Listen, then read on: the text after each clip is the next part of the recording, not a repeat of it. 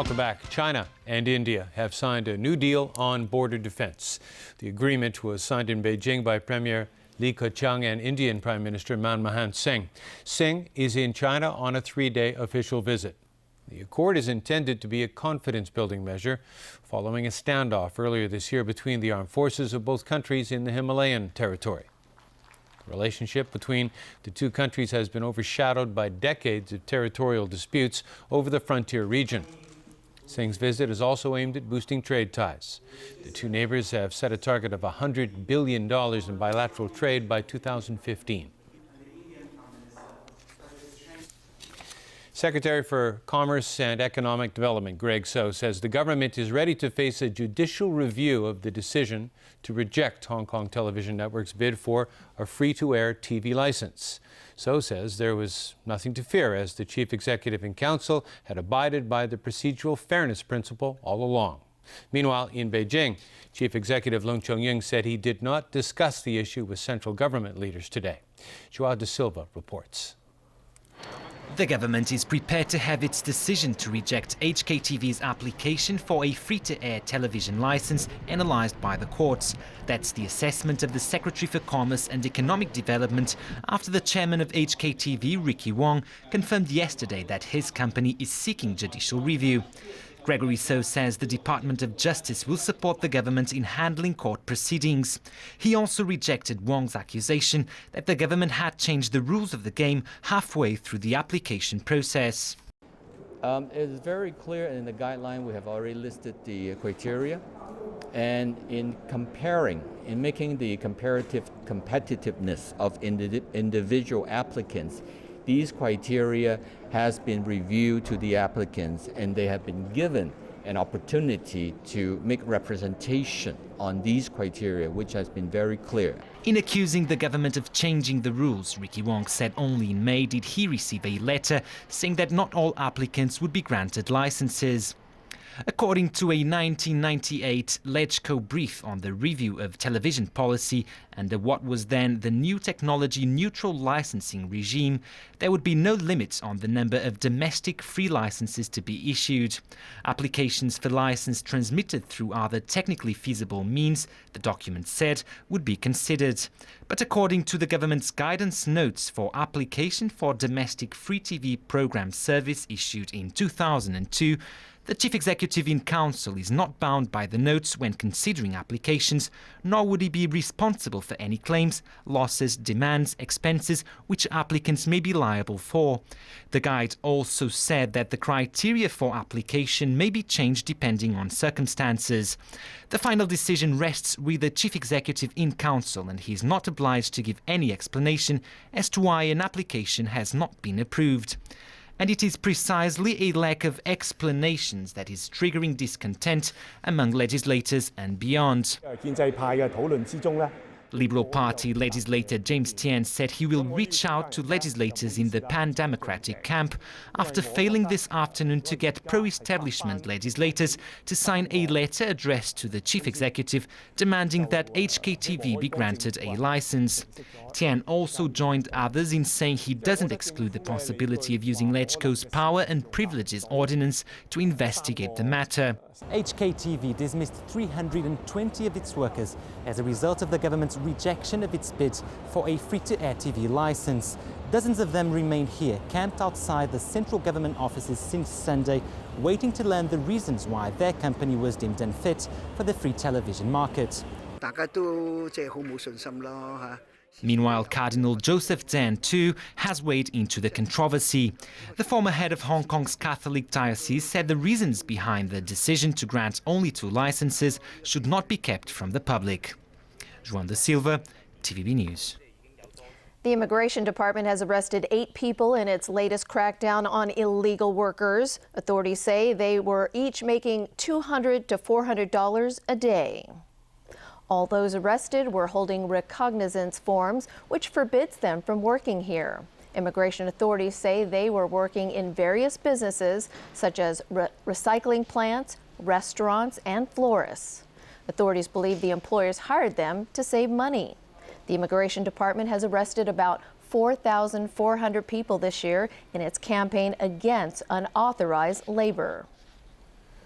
Overseas again, and Greek lawmakers have voted to suspend state funding for political parties accused of criminal activities.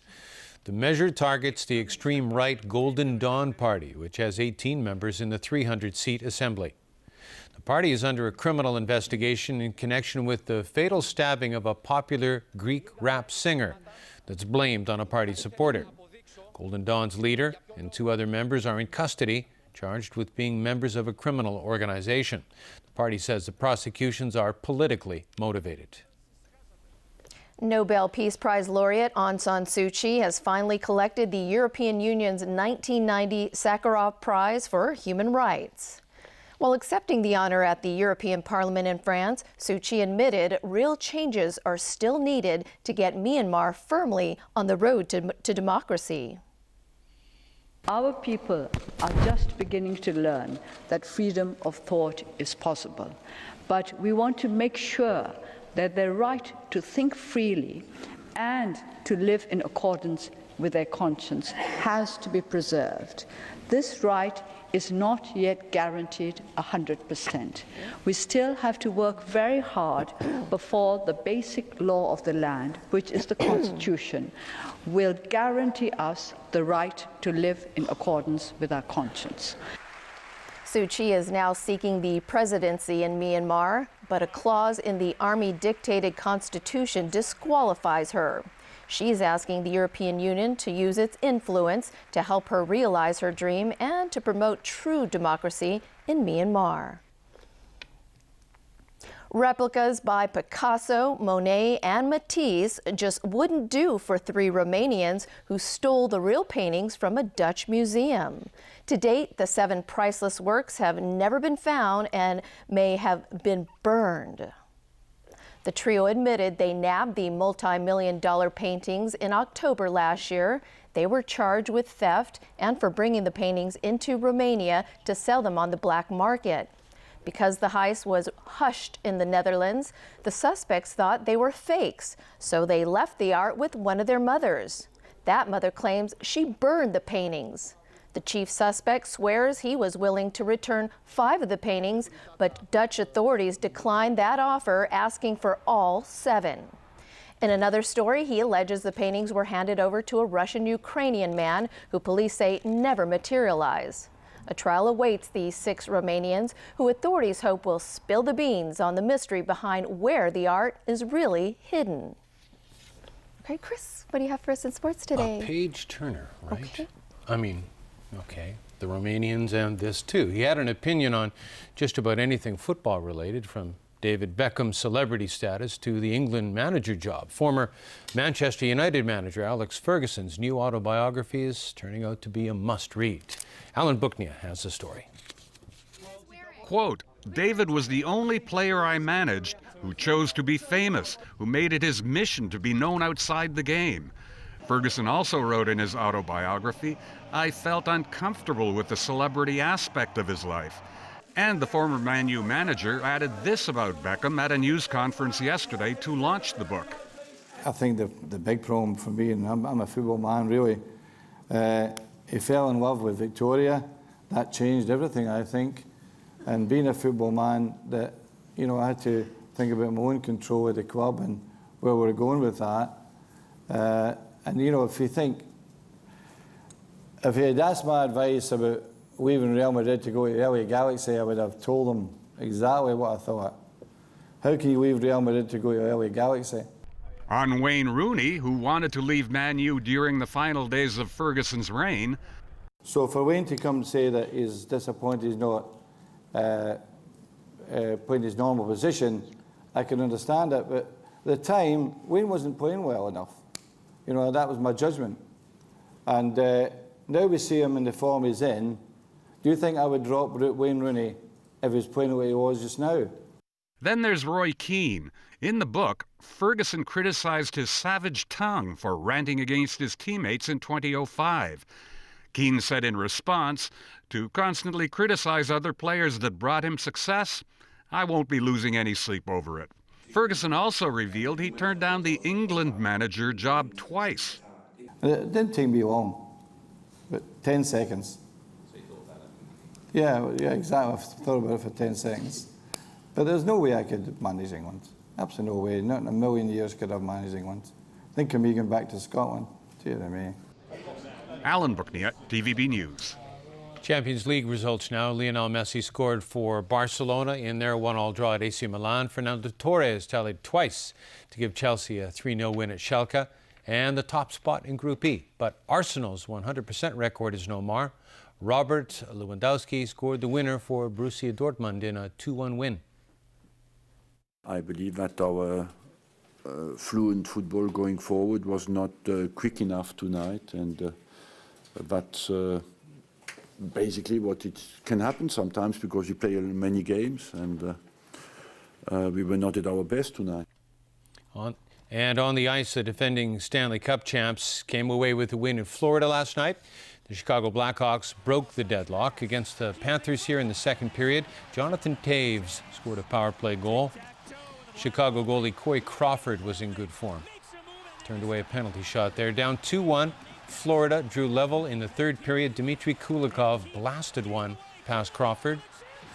That's a wrist shot, but the Blackhawks had the last laugh. Toews and Patrick Sharp scored in the shootout. 3-2 the final score. And finally, the Vatican has come up with a new and creative way to reach out to other faiths. The St. Peter's Cricket Club is expected to draft students and priests at the Vatican and related institutions around Rome. Under the Vatican's supervision, the club hopes to field a team by next spring and eventually challenge teams from other faiths.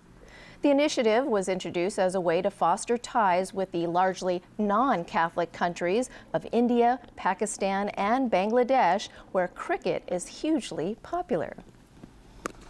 And that is a wrap of our news. Thanks for watching. Good night.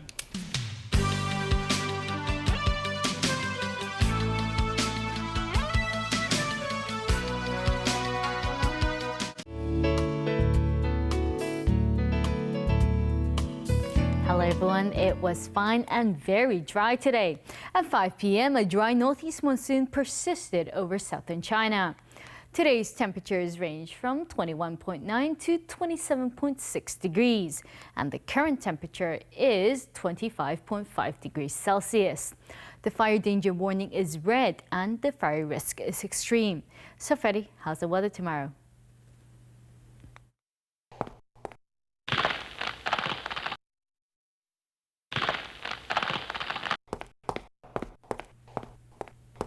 It will be fine. Temperatures will range from 22 to 27 degrees.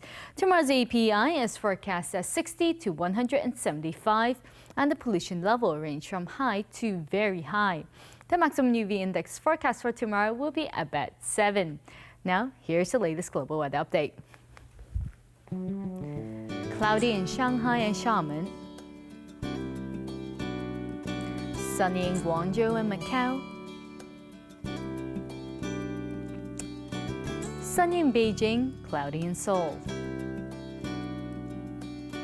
Showers in Bangkok and Ho Chi Minh City. Thunderstorms in Kuala Lumpur and Singapore. Sunny in New Delhi and Karachi. Sunny intervals in Cairo and Nairobi. Sunny in Sydney, showers in Melbourne. Cloudy in Toronto, sunny intervals in New York. Sunny in Vancouver and San Francisco. Sunny intervals in London, Amsterdam and Zurich. And that's the weather. Have a great evening.